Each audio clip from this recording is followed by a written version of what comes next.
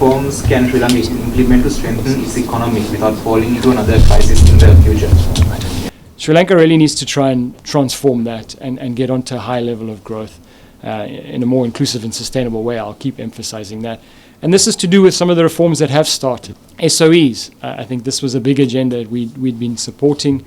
It started, the work started. It's not an easy area, but I think it's a place that, given the fiscal risks, given the productivity attributes, given the service delivery, it's certainly, and I think everyone agrees that work needs to be done to improve the governance and operation of SOEs. It's really about policy consistency and continuing these structural reforms which are critical for strong and, as Gevorg said, inclusive and sustainable growth. So yeah, it's important that Sri Lanka maintains this policy consistency, particularly to protect these hard-won gains. And I'll firstly emphasize the monetary, financial, and fiscal policies. There have been significant improvement in this consistency over the last couple of years. These policies need to be complemented by measures to address the poverty and household incomes. We flagged two there.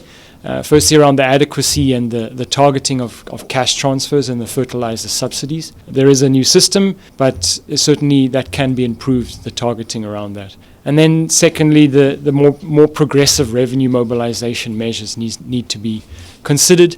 Sri Lanka also needs to scale up these structural reforms that have started to really set the country on a better path.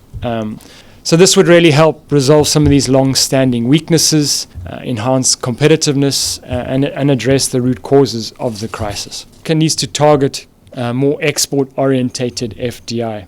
So this chart just gives a sense of where is Sri Lanka relative to some of the aspirational peers, Vietnam, Malaysia, and the low middle income average in terms of GDP, FDI as a share of GDP. You can see for Sri Lanka, it's hovered on average around 1.1% of GDP.